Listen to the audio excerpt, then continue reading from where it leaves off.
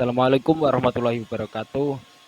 Salam sejahtera untuk kita semua. Perkenalkan kami dari kelompok 9 dan pada kesempatan kali ini kami akan mempresentasikan proposal penelitian kami yang berjudul Nesarite Inovasi Digitalisasi Layanan Transportasi Kampus berbasis aplikasi mobile untuk meningkatkan efisiensi keamanan dan kenyamanan sivitas akademika Unesa. Nah, jadi melalui penelitian ini kami mencoba menawarkan solusi berupa digitalisasi layanan Nesarite dalam bentuk aplikasi mobile yang tentunya mendukung mobilitas seluruh sivitas akademika Unesa secara lebih optimal. Next. Nah, di sini untuk anggota kelompok dari kelompok kami ada 4 orang, yaitu Abdurrahman Hasik Galibagus Herdianto, Abdul Rahman Maulidi, dan saya sendiri Muhammad Wildan Arif Maulana. Next.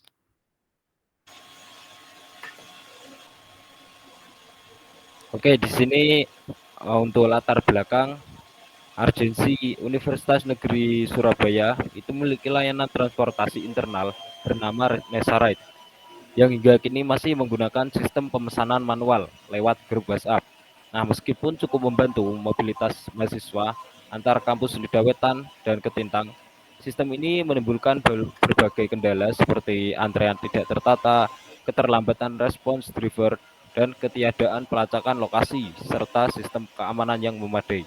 Nah, sebagai layanan yang digunakan setiap hari oleh banyak mahasiswa, sudah saatnya Nesarite ini bertransformasi ke sistem yang lebih modern dan berbasis digital. Nah, hal ini tidak hanya meningkatkan efisiensi layanan, tetapi juga memberikan rasa aman dan nyaman bagi penggunanya. Next.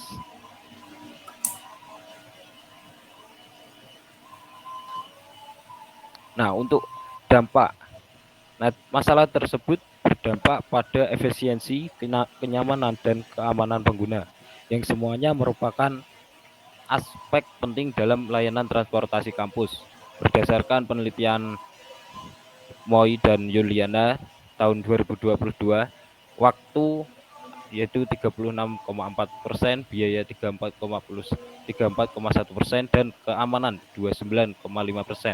Itu adalah 3 faktor utama yang mempertimbangkan mahasiswa saat memilih moda transportasi.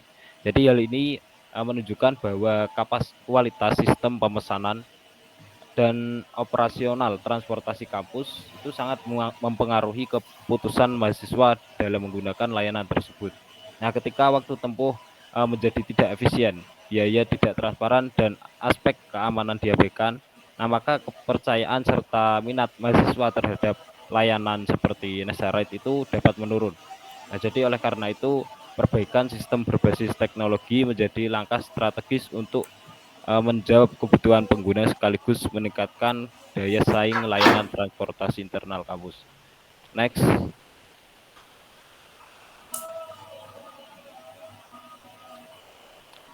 Nah, untuk sebagai solusi dan dikembangkanlah aplikasi mobile Nesarite dengan 3 fitur unggulan, yaitu pertama live tracking, pelacakan driver real time. Yang kedua ada Queen Ride, yaitu opsi driver perempuan untuk pengguna perempuan. Dan terakhir quick report, pelaporan insiden cepat dalam perjalanan, serta akan disesuaikan dengan kebutuhan pengguna.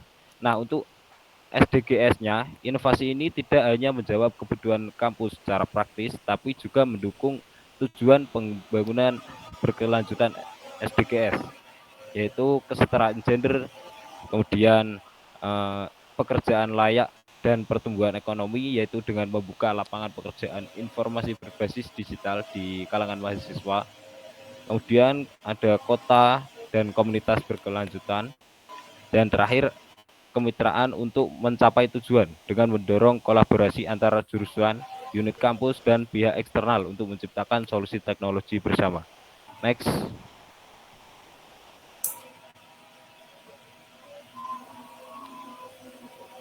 Nah, selanjutnya akan dijelaskan oleh teman saya. Nah, untuk rumusan masalah dalam penelitian kami yaitu yang pertama ialah bagaimana merancang dan mengembangkan aplikasi Nesarite tersebut yang sesuai dengan kebutuhan pengguna di lingkungan UNESA tersebut. Terus yang kedua, fitur-fitur apa saja yang perlu disediakan untuk mendukung efisiensi dan keamanan layanan transportasi pada kampus ini. Terus untuk rumusan masalah yang ketiga, yaitu sejauh mana tingkat kepuasan bagi pengguna terhadap aplikasi Nesaret yang akan dikembangkan dibandingkan dengan sistem sebelumnya. Next.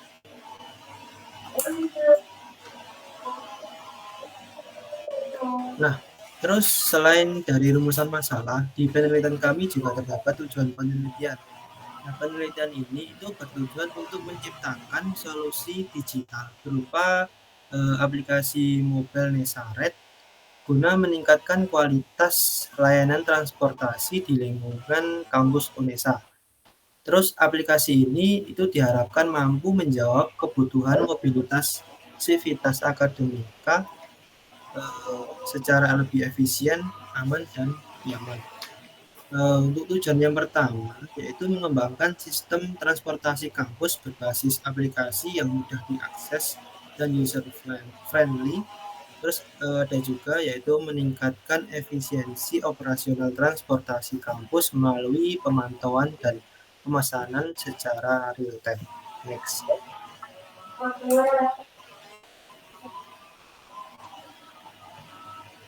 Nah, selain dari tujuan, terdapat juga yaitu manfaat dari penelitian kami, yaitu diantaranya yang kami ambil secara teoritis, yaitu menjadi kontribusi dalam pengembangan konsep smart mobility di lingkungan pendidikan tinggi berbasis teknologi informasi. Terus secara praktis yaitu memberikan kemudahan akses dan kenyamanan transportasi bagi sivitas akademika Universitas Negeri Surabaya dalam menjalankan aktivitas kampus sehari-hari. Next.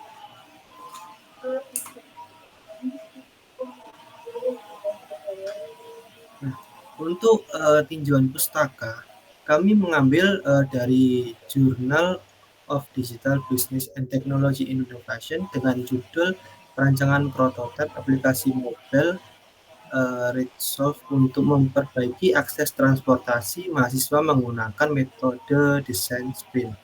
Nah, penelitian sebelumnya seperti Abdillah dan kawan-kawan tentang Resolve dan Prihanto mengenai sistem transportasi jauh, kampus telah memberikan efektivitas pendekatan research dan development serta user center design dalam mengembangkan aplikasi transportasi kampus yang efisien dan berbasis kebutuhan pengguna.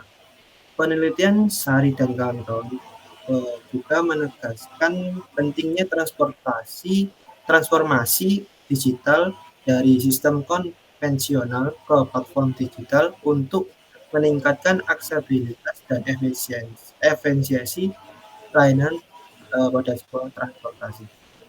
Next.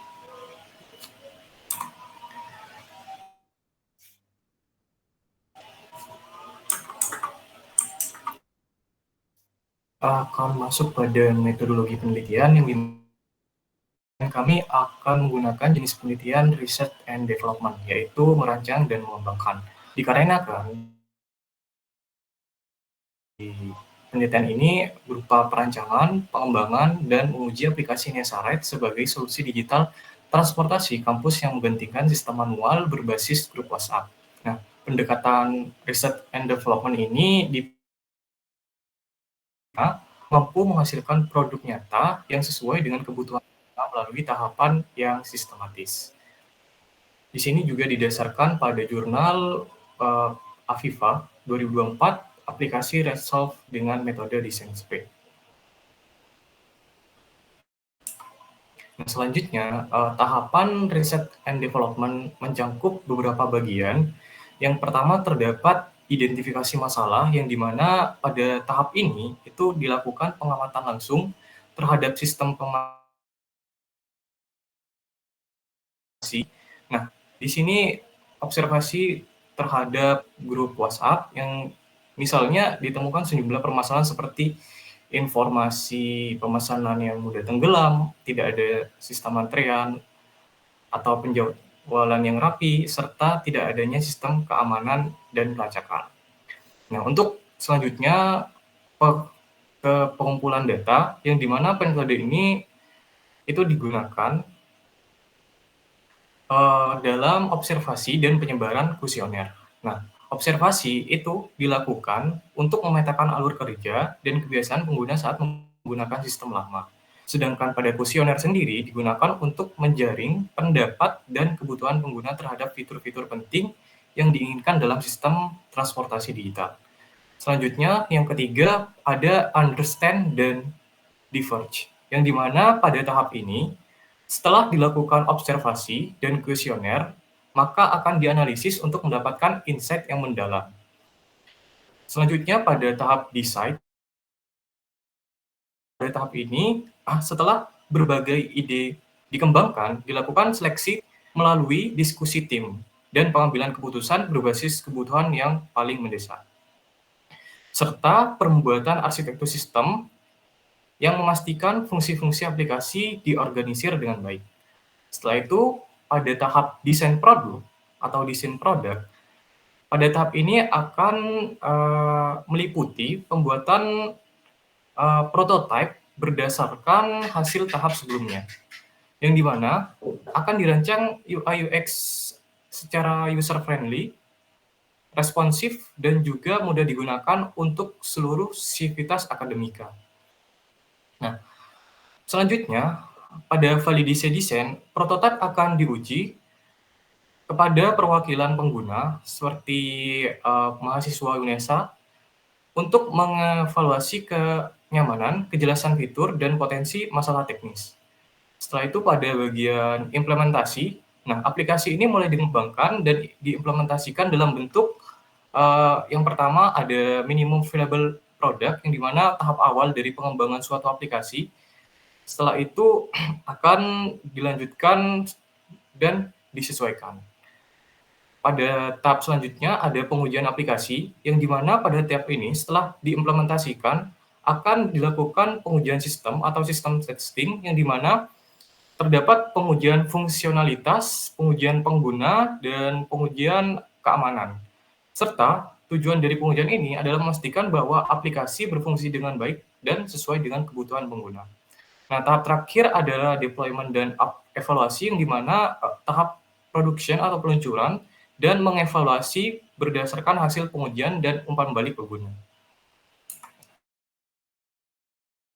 Metode pengumpulan data dari penelitian kami terdapat dua. Yang pertama, observasi berdasarkan aktivitas pemesanan di sistem lama, dan kuesioner, yang dimana di sini didasarkan pada preferensi dan kebutuhan fitur pengguna.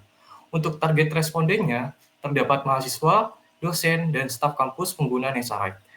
Untuk instrumennya sendiri, di sini kami merencanakan untuk pertanyaan tertutup dan terbuka, dan berskala Likert 4-5 poin, yang dimana di sini menggunakan data ordinal, yaitu kenyamanan, keamanan, kemudahan, dan fitur. Nah, untuk pengolahan dan analisis data sendiri, itu akan melalui pendekatan statistika deskriptif, yang dimana tools yang digunakan berupa SPSS, Excel, dan Python. Untuk teknik statistik yang digunakan mencangkup distribusi frekuensi yang ditujukan untuk mengetahui beberapa banyak responden yang menulis setiap opsi jawaban. Dan terdapat persentase untuk menyajikan proporsi responden dalam bentuk persentase untuk mempermudah interpretasi. Dan ada rata-rata untuk mengukur tendensi sentral dari respon, terutama pada skala Likert. Median mengetahui titik tengah dari distribusi yang berguna saat data tidak simetris. Selanjutnya, terdapat modus untuk mengetahui nilai yang paling sering muncul dalam data.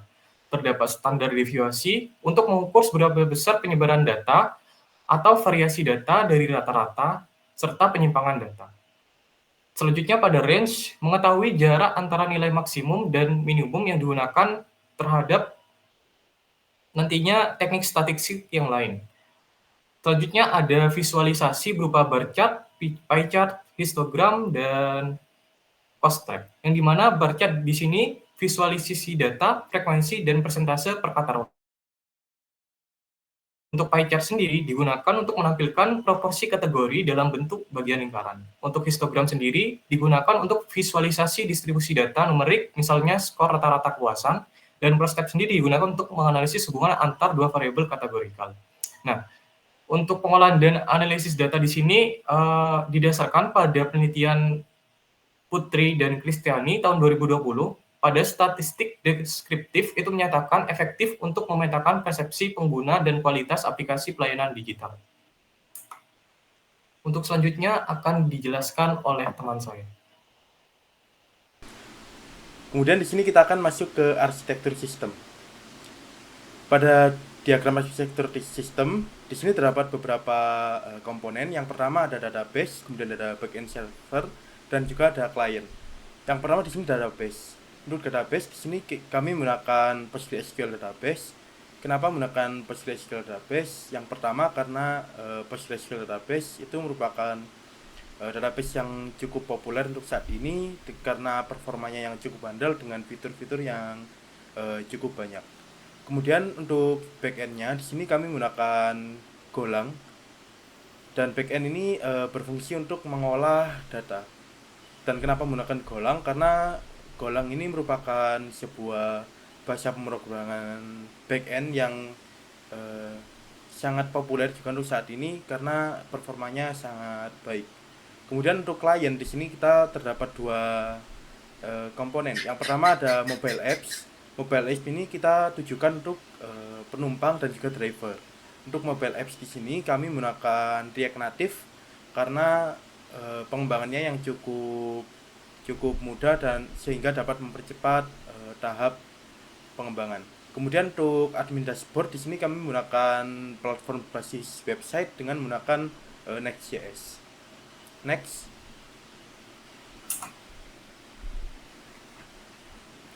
Kemudian di sini terdapat diagram kerja dasar.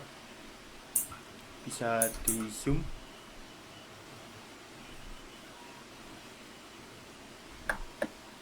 Oke, yang pertama pengguna akan melakukan registrasi dan login.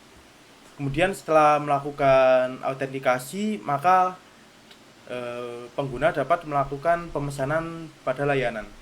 Nah, ketika memesan di sini terdapat dua kondisi, di mana ketika penggunanya merupakan perempuan, nantinya akan ditampilkan sebuah menu yang dapat untuk Queen Ride, di mana itu nanti akan terdapat pilihan apakah mengaktifkan fitur Queen Ride, yang berarti hanya driver perempuan saja yang bisa mengambil pesanan tersebut. Atau jika bukan perempuan, maka yang akan dicarikan adalah driver terdekat. Kemudian setelah mendapatkan driver, akan masuk ke penugasan driver. Mungkin bisa lebih ke bawah lagi.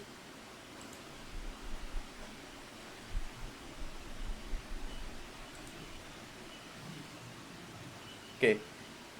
Kemudian masuk ke penugasan driver, dan apakah driver ingin mempick up orderan tersebut? Jika iya, maka lanjut ke step selanjutnya, dan jika tidak akan dicarikan driver lain yang terdekat. Nah, kemudian ketika driver sudah menerima, user nantinya akan bisa melakukan pelacakan lokasi driver secara real time. Kemudian driver akan melakukan perjalanan, penjemputan, dan pengantaran. Nah, kemudian selama proses perjalanan, user dapat melakukan quick report, yaitu dapat melaporkan kejadian-kejadian yang tidak terduga. Nah, ketika terdapat quick report yang dikirimkan oleh pengguna, maka akan diteruskan ke admin. Dan ketika terdapat quick report dari pengguna, nantinya admin bisa segera memproses. Kemudian setelah perjalanan selesai akan masuk ke pembayaran. Kemudian pengguna dapat menilai driver yang sudah melayani, dan yang terakhir akan disimpan pada histori pemesanan. Oke, lanjut.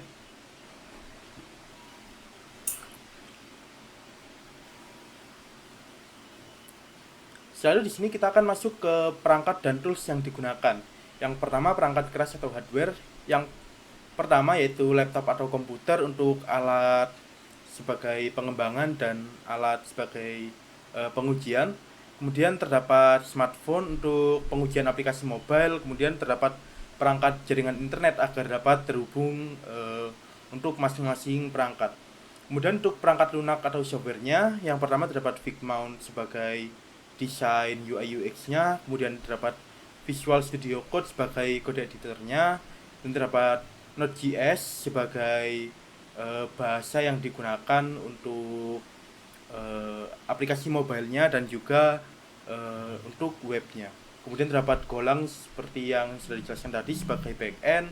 Kemudian Android Studio untuk emulator pada tahap pengembangan aplikasi mobile, Postman untuk pengujian backendnya, dan juga sistem operasi yaitu Windows dan Android. Bisa lanjut. Untuk jadwal penelitian di minggu 1 dan kedua kita akan melakukan persiapan dan juga perencanaan. Pada minggu ini kita mengumpulkan data dari pengguna dan melakukan persiapan-persiapan lainnya.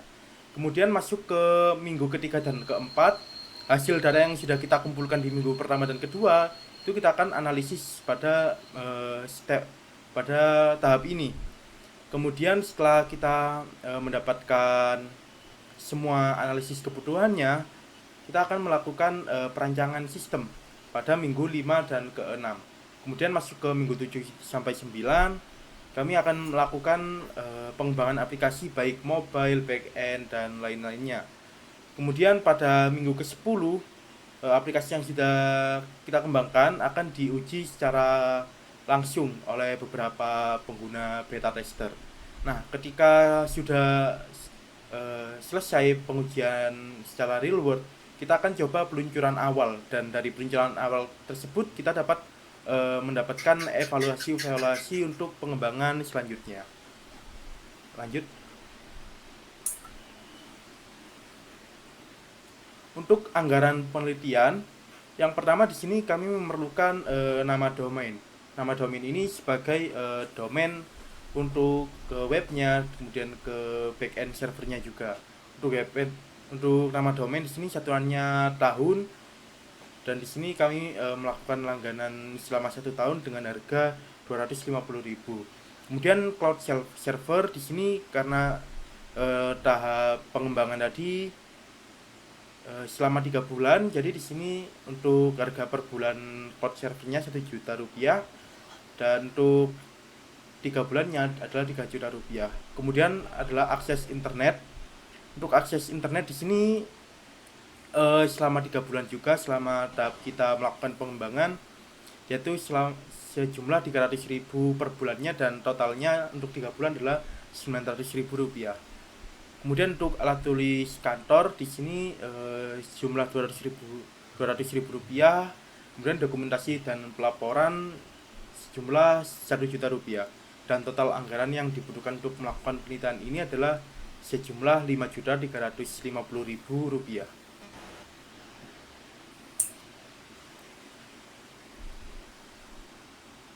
Oke, baik. Jadi sekian untuk presentasi dari kelompok kami. Jika terdapat salah kata mohon dimaafkan, dan ketika terdapat kesalahan mohon koreksinya. Sekian dari kami, terima kasih dan wassalamualaikum warahmatullahi wabarakatuh.